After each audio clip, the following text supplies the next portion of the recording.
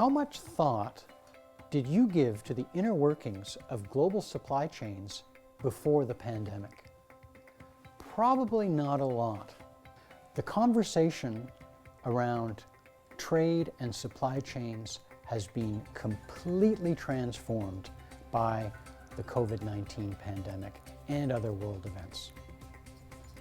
We're living at a pivotal point in the history of global trade and supply chains. It's both exciting and daunting because the world has woken to the fact that on climate, for example, we now realize that up to 80% of the global carbon footprint can be traced to trade and supply chains. So if we don't green this space, we won't be able to achieve the ambitious climate targets that we've set for ourselves that are so critical.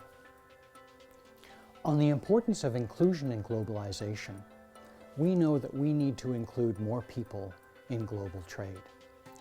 And so part of that is closing financing gaps, particularly among small and medium-sized businesses. This is really important to ensuring that we're able to draw in more people into the global trading system, including women, including the disabled, so that we can create more development, more growth that's going to help us achieve the Sustainable Development Goals. And that's why in 2022, ADB's Trade and Supply Chain Finance Program supported almost 7,000 transactions valued at $7 billion with guarantees and loans. And these transactions included support for small and medium-sized businesses.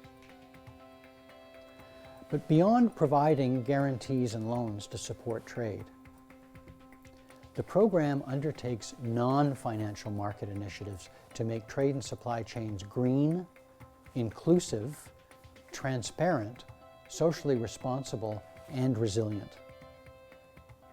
And these aren't just empty slogans. We're undertaking in close partnership with a variety of entities, externally, internally, specific initiatives to tackle each one of these issues that are critical to our time. Now, there isn't enough time in a talk like this to discuss each of these initiatives, so I've been asked to focus on one specific initiative that we undertook to drive transparency into the supply chains of critical COVID-fighting goods so that we could try to unblock some of the bottlenecks that were impeding the production and delivery of critical COVID-19 fighting goods. We contacted partner banks to understand which of their clients are involved in the supply chains for making critical COVID-fighting goods like masks and gowns and ventilators and other important pandemic-fighting products. But what we soon realized is that the banks themselves didn't realize which of their clients were involved in these critical supply chains. And then we contacted international medical associations, and they too didn't have a clear understanding and visibility on these supply chains for these critical COVID-fighting goods. So working with partners, we used big data to gather the information on who makes what in these extremely important supply chains. That data did indeed exist. As anyone who owns an exporting business will be quick to tell you, there's certainly no lack of documentation and record keeping when it comes to supply chains. But that information was piecemeal.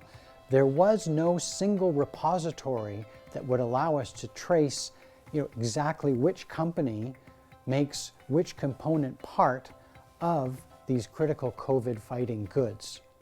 So that's what we invented. In May 2020, we launched our supply chain mapping tool and offered it up for free on the ADB website.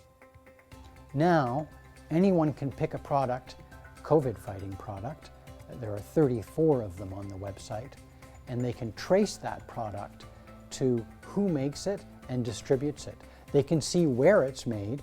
They can trace more than 34 of these COVID-fighting products and the component parts that go into it down to the base metal or fabric or rubber. The response to the mapping tool has been gratifying.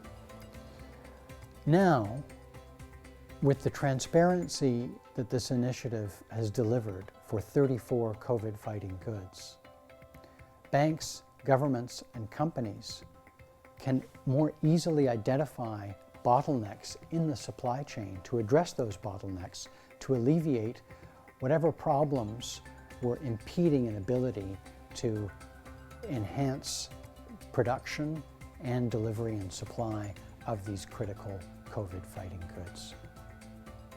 So this is just one small example of how we can make supply chains more resilient. And mapping supply chains is just a small part of what's needed. If we're going to successfully tackle issues like fixing the environment, stamping out child and forced labor, or making the workplace more gender-friendly, we need to do it through supply chains. To succeed, we need to be able to see deep into these complicated networks.